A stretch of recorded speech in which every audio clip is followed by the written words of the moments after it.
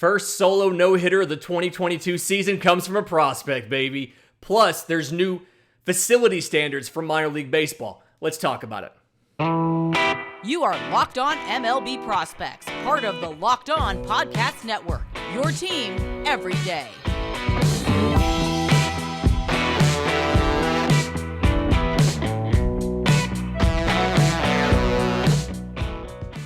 Yes, welcome on in to Locked On MLB Prospects, your home for all things minor league baseball. I'm your host, Lindsey Crosby, baseball writer for Sports Illustrated. Thank you for making this your first listen every single day. And recording this Wednesday afternoon, last night, Reid Detmers throws a no-hitter, youngest Angel to throw a no-hitter. And I mean, all around, it's a very surprising result. So when you look at Reid Detmers, kind of like his career, what he's done, he's never gone more than 6 innings in an MLB level game, never thrown more than 97 pitches. He's coming in the game, it's his 11th career start in the bigs, and he's coming in career 2-4 record with a 6.33 ERA. It's actually the third highest ERA entering a no-hitter since the earned run became a stat in 1913. This year, not doing much better. 1-1, 5.32 ERA across 5 starts. And so it's something where if you're putting down money on this, if you're on Bet Online, first pitcher to throw a solo no-hitter, nobody had Reid Detmers. He's in the field. He's not even odds on the board. But no, goes out there 9 innings, 1 walk, 2 strikeouts, 108 pitches. Actually, the fewest number of strikeouts in a no-hitter since Francisco Liriano in 2011. So, wild stat. But Reid Detmers is now the youngest Angel to ever throw one. The first Angels lefty to throw a no-hitter since Clyde Wright in 1970. He's the 12th no-hitter in Angels history. And if you watch, it's really interesting. I mean, very beginning, he's given up hard contact, right? I mean, Yandy Diaz leading off just crushes a ball, but he hits it right at the shortstop. Wander Franco crushes a ball, but right at a player. Hanram smashes a line drive, but right at Brandon Marsh. So, I mean, he's given up hard contact, and you're like, okay, things are going to happen here. And then second inning, Randy Arozarena pops up. Brandon Lau just fly ball. Mike Zunino, line drive, and it just kind of carries forever, and they get it. And then in the third, he starts kind of grooving. A soft grounder, gets a strikeout, a deep fly ball to center that Trout gets on the warning track, and it's like, okay, he's giving up hard contact, but he's getting outs off of it. And then flip side, Corey Kluber is getting destroyed. He's just dinking and dunking to death. So Trout checks his swing and singles off of it. 2 runs in the first inning. Next inning is the first 5 Angels that come to bat all hit the ball at 100 miles an hour. Then Trout launches a 425-foot home run into the rocks in center field. And it's just like, okay, so he's got a lead now. That's fine. He's up like 5-0 now. It's fine. Third inning, Chad Wallach goes out, 3-run home run. They get 2 more runners on. Trout, hardest hit ball of the entire night. It's a ground ball. But Kluber comes out after 3 innings, 11 hits, 8 runs, 2 strikeouts, 2 homers. So Detmers is in there, 8-0 lead. I guarantee you he's not thinking no-hitter right here. Never thrown more than 6 innings, like I mentioned. Never thrown more than 97 pitches. In college, he never went a full 9 innings. He's not thinking no-hitter right here. This really feels like it's one of those, you got a lead, you go out there, you throw some strikes, you make it 5 innings, you get your win. And it was interesting because he's been a curveball slider guy, and you watch, he's pitching really well inside, and he's featuring the changeup a lot more. So he's throwing the changeup both sides of the plate, getting strikes. 19 pitches for the 4th and the 5th inning.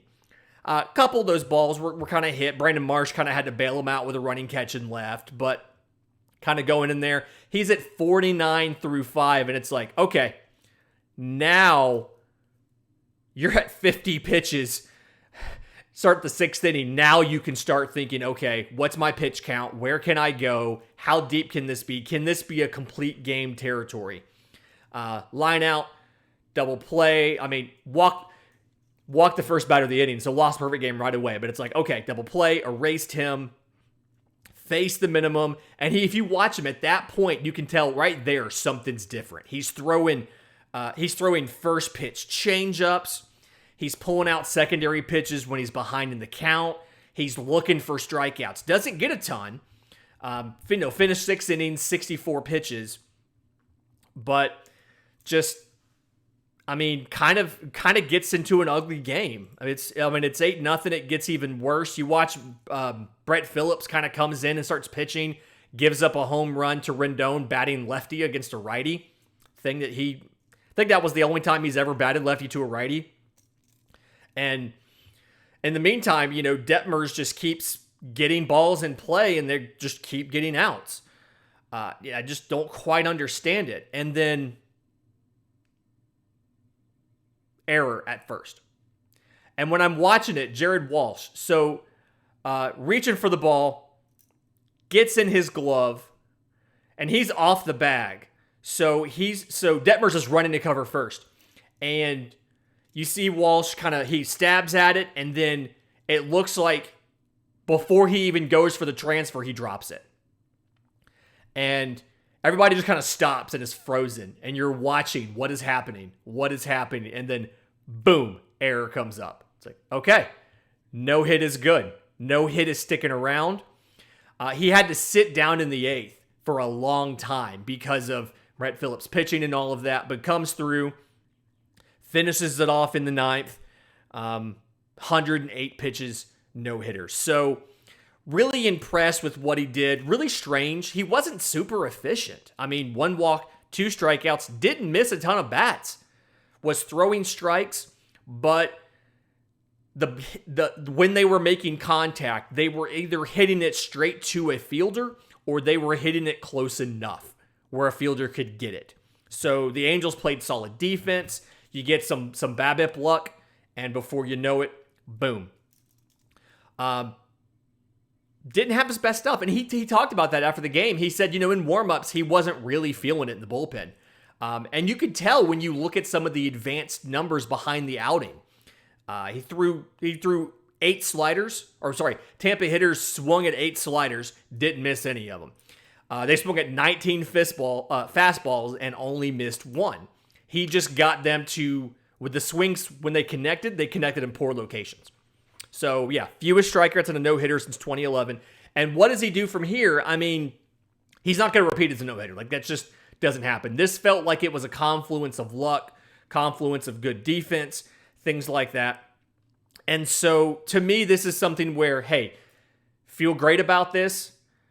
You don't necessarily have to question, does he belong at the big league level? When his stuff is good enough to stick, I think he's maybe a little better than that 5.2 ERA he had coming into this game. I'm not saying rush out and pick him up in fantasy. I think that's probably a mistake to make. I'm sure some folks had him last night, and if you did, power to you for daring to stream him against the Rays lineup. I don't think I'd have done that. But either way, has shown and probably now hopefully has the confidence that he belongs at their major league level. In just a minute, I want to get into these new minor league facility standards and what it's going to mean for minor league baseball. But first, today's episode is brought to you by our friends at Athletic Greens. I use this product literally every single day. So AG1, their flagship product, is a combination of vitamins, minerals, whole food source, superfoods, probiotics, adaptogens. And the idea is this starts your day off right. It helps your gut health. It helps your nervous system, your immune system, your energy, your recovery, your focus, and all of that. So every morning I get up. I let the dog out of her crate. I go in the kitchen, 1 scoop of Athletic Greens in the mixing cup they gave me full of water. I go out in the back porch. Dog does her business. I'm out there drinking Athletic Greens. Come back inside, start the coffee maker, go do all of that. And what's great about it is less than 1 gram of sugar, but it still tastes good, which is nice. And it gives me the energy I need to start the day. It doesn't have caffeine in it, but I just kind of get like a mental clarity when I take it. And then obviously, rather than having to pop all kind of pills for multivitamins, you have AG1. It comes with a year's supply of vitamin D. You can put that little dropper in with your powder, mix it up in there. But it's trusted by health experts, has over 7,000 5-star reviews. Just lots of positives to it. So it's time to reclaim your health and arm your immune system with convenient daily nutrition. 1 scoop and a cup of water every day. That's it. There's no need for a million different pills or supplements to look out for your health. So to make it easy, Athletic Greens is going to give you a free 1-year supply of immune-supporting vitamin D and 5 free travel packs with your first purchase. All you have to do is visit athleticgreens.com/MLB Network. Again, that's athleticgreens.com/MLB Network. We didn't pick the URL. To take ownership over your health and pick up the ultimate daily nutritional insurance. So occasionally on this show, we do talk about the business of minor league baseball. And if you'll remember, one of the very first shows, once I took over this production, we talked about some of the changes in minor league baseball with the restructuring. And in there, kind of was something that wasn't really talked about a lot, but they issued new facilities standards. So under the professional development license, which is that thing that gives you for 10 years, you are contracted to provide the player development services for this organization at this level. In the player development license agreement, there was new facility standards that are required of minor league baseball teams. They were last updated in 1990, so it's been a minute. And there are 19 different standards that they have changed for all minor league teams, from low A all the way up through triple A. So we're going to talk about them. And the next segment, we're going to kind of break down what this means and what's going to change for fans, what's going to change for players, and the overall outlook on the sport. So a bunch of changes. The first one, any dugout for a stadium built after 2020 has to have direct access to a bathroom. I'm guessing they got tired of guys having to run down into the clubhouse to go to the bathroom or something, so there you go. Number 2, plane service. This one, like a lot of this stuff seems kind of obvious, and this is one that seems kind of obvious, but I guess they have reasons because they had to put it in here. Plane service. The plane service should be free of trip hazards that jeopardize player safety. If a trip hazard arises, the team is required to rectify it promptly. Warning tracks should delineate 15 feet from all walls and fences, so that's the sides and the outfield. The fences should be graded, so the playing surface is flat, and they define what flat is. From baseline to dugout, it can be no more than 8 feet as far as slope, and then from second base to the warning track can be no more than 20 feet. So it's not perfectly flat. I just knocked over stuff on my desk. It's not perfectly flat, but they define exactly how close it has to be to qualify as flat. Number 3 is bullpens. I'm a fan of this rule. Bullpens for any stadium built after 2020 must be built off of the playing field. And this is something where, I also cover college baseball, and I remember watching one game where players from both teams got hurt in the same inning, tripping over a bullpen mound that was in the field of play over in foul territory, or running into a bullpen bench. Like one of the teams lost a player for the season because he tore ligaments in his foot when he collided with the bench. So I fully get this rule. I'm on board with this rule. There's an add-on that says bullpens must be visible from both dugouts, either by line of sight or video monitor. So both teams have to be able to see who's throwing in each bullpen. Makes sense. Walls. All walls must be 8 feet high at a minimum. No more, 5-foot walls that a guy can jump up and fall over. In addition to that, all outfield walls and and walls down the foul lines past the dugouts have to have padding that's at least 8 feet high. So same thing. You have to have enough padding where a player jumps, they're going to hit padding and not a hard wall. Scoreboards or video boards have to have some sort of safety thing on them. So like if the bottom of your scoreboard is at that 8-foot mark of the wall. It's got to have some sort of padding in case a player jumps up into it, something like that. Stadium lighting. Number 5, all stadium lighting systems, and there's a measurement they use for lighting called a foot candle. Because candle power is a measurement, and so this is like candle power over a distance. It's called a foot candle. All stadium lighting systems must have an average of 100-foot candle illumination in the infield, 70 in the outfield, and 50 in the bullpen. And then any new stadium or stadium that has to install new lighting has to use LEDs versus the old halogens that take a while to heat up and have a weird temperature. Got to do that. Batter's eye. Every stadium is required to have a batter's eye. It must be 30 feet wide by 60 feet tall. Obviously, it's in dead center. If the stadium's built after 2020, it has to be 36 feet wide by 60 tall. I'm really curious why there's an extra 6 feet required if it's a new construction, but whatever. Interesting. Hitting and pitching tunnels. Number 7 here. You must have 2 covered tunnels for pitching and hitting that are protected from wind-blown rain, so they're sheltered, and they have to have professional quality netting. It's a safety thing, I guess.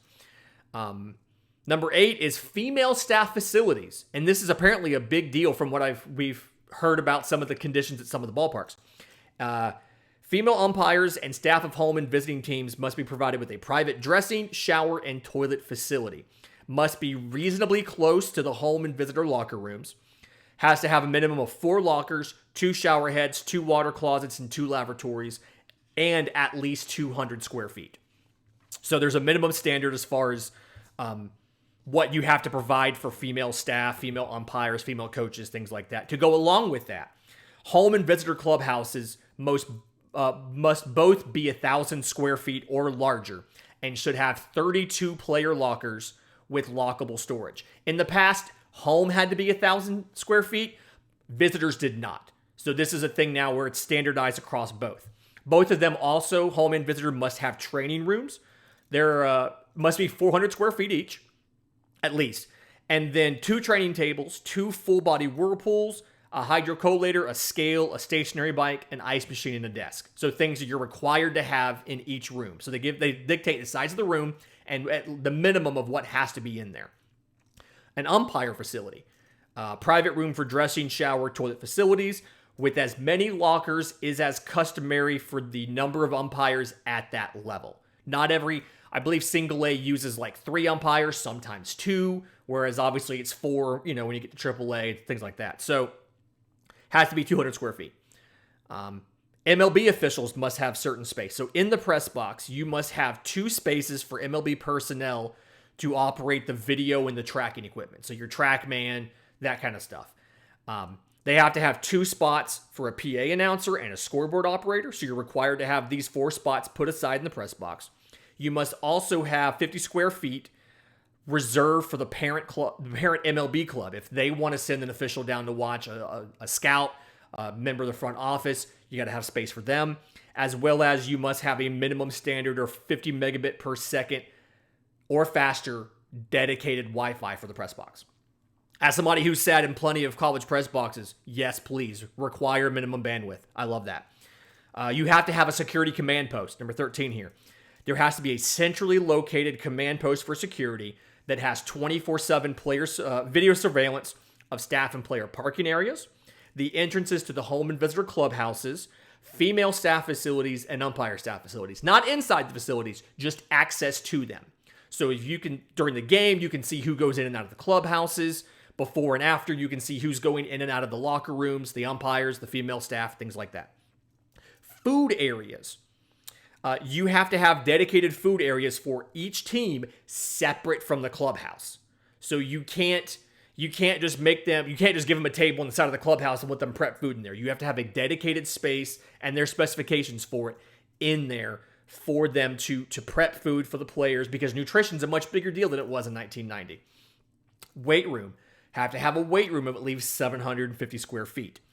Equipment room. You have to have at least 300 feet of lockable storage near the home clubhouse. And then another 300 feet of lockable storage set aside for the MLB team year round.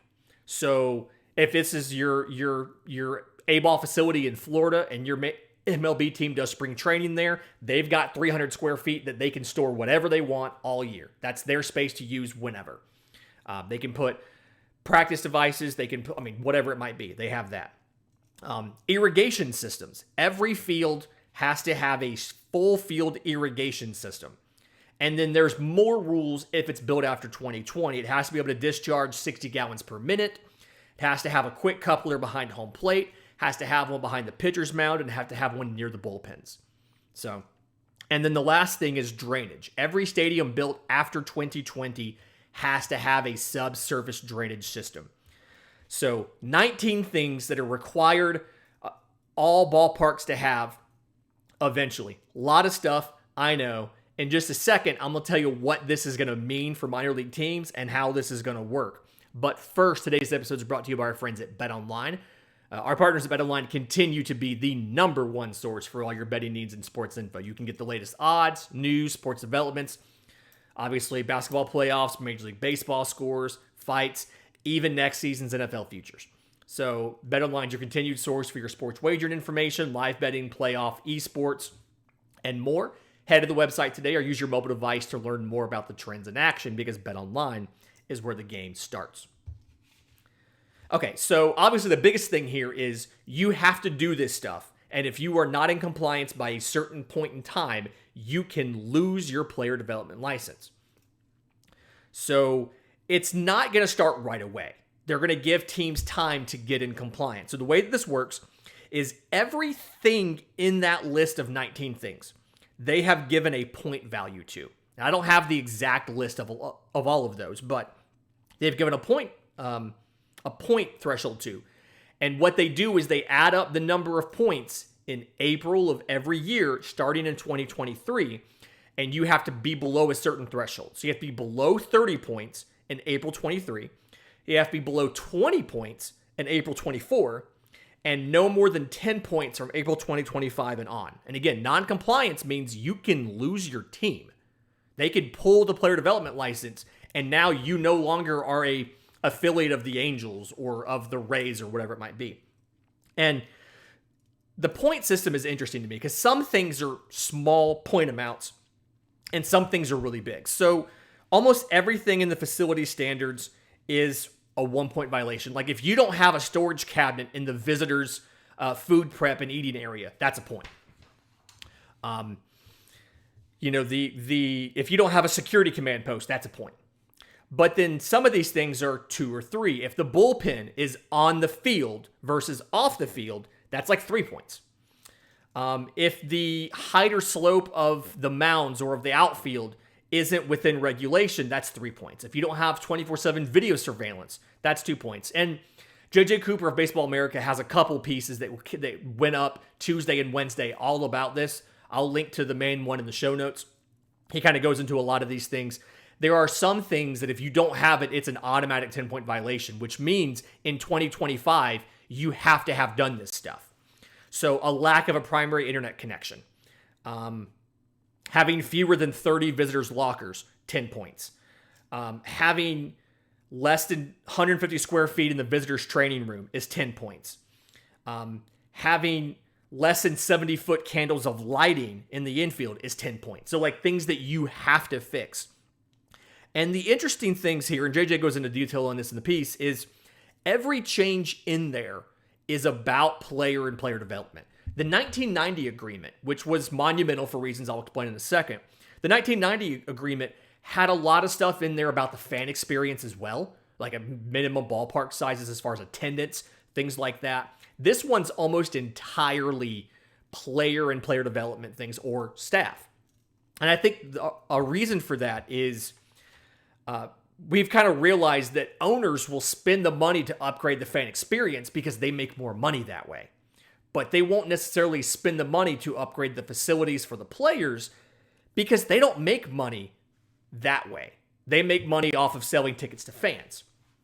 So, and like I said, the last one in 1990, it had minimum rules for fan experience as well. And you can see the effects of that because 80% of all minor league parks opened at or after 1992. So when the planning and the construction of those parks were going on, the 1990 standards were in effect. And most of the parks came out after that. They've since, a lot of them have been upgraded with different facilities for the fans, but not the player stuff. And so what's going on and what's happening now is there are teams that are in the middle of getting new parks already. And like the one I'm thinking of is the Smokies. So in Tennessee, the Chattanooga Lookouts are going to become the Smokies. They're getting a new ballpark, I think, in about a year and a half or so. And it's a publicly funded park. But the question I have now is, if they have to adjust the design to make up for all of this stuff, how's the funding going to work? Because oftentimes on municipal projects and things like that, is you have a projection, you have plans, you have guaranteed X amount of funding. We need $80 million for a new stadium. Okay, great. Then we go out and we solicit bids to build the stadium. It's a governmental entity. They have to follow the rules in Tennessee. And if it's anything like Alabama, where I live, I know like you have to go out there and print your specifications and put it out for bid and accept bids. Well, a lot of stuff now in construction is running 60 to 80% more expensive. Part of that is just supply chain issues we've seen over the course of the pandemic and things like that. There's a backlog of construction projects. But then part of that too is you have to adjust some of your plans now to account for some of these things. Maybe you weren't going to have an extra locker and dressing room that you now have to have for female staff. Maybe you had one combined nutrition area for home and visitors versus having two separate prep areas, and you have to redo your plans now. If your municipality has already pledged funding and your bids come in higher than the funding amount, you either have to go back and get more funding or the team has to cover the cost themselves. So interesting dynamic there. And then JJ brings up a really good point is, what happens if multiple parks in one league all fail? So, okay, when they restructured the minor leagues a few years ago, not a lot of, but some of the teams that lost their affiliations were in the East, were in the Northeast, were in the Midwest, and MLB was able to help them work out something else. One of them became the Pioneer League, and it's like a summer wood bat league for college players, things like that. You have additional ballparks, you have additional teams, and things like that you could, let's say somebody in the Southern League, in the AA Southern League, did not meet the standards and you had to pull the license. There's other ballparks around that you could move a team to. Columbus, Georgia has a minor league ballpark that's just sitting there they use for city stuff. It's a municipal thing. They lost their team and haven't replaced it yet. You could move somebody to Columbus, Georgia and make them the Columbus, Georgia. There's a military base there, so the Columbus Fighting Tanks. I don't know. But the West Coast, there's not a lot of options for that. And there's a good chart that JJ had in the piece. It's like average age of the facilities. Southern League AA, 14 and a half years old. Texas League, 15 and a half years old. And most of these parks, are 1990 or newer. Because in case you didn't realize, that was 32 years ago, guys. If you remember 1990, you're older than you think you are. 32 years. But the California League, the average age of the ballparks in the California League is almost 44 years. The Northwest League is 44. And the Florida State League is 46. So the West Coast, not a lot of independent teams, the high cost of real estate, things like that out there, and the travel because it's so big. What happens if like 4 or 6 teams in the California League all say, hey, we're not going to meet the new standards?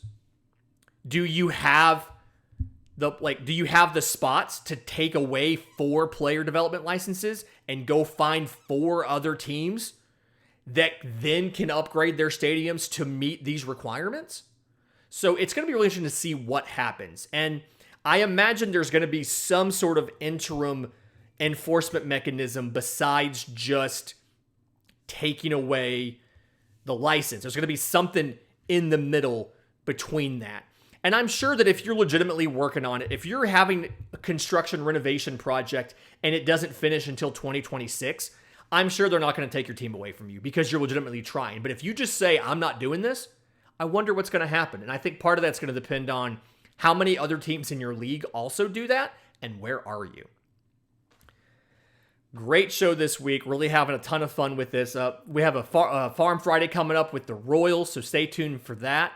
If you have questions for the mailbag, we do those every single Monday. I'm on Twitter at Crosby Baseball. The show's on Twitter at Locked On Farm, or you can email us, lockedonmlbprospects@gmail.com. But until then, this has been Locked On MLB Prospects.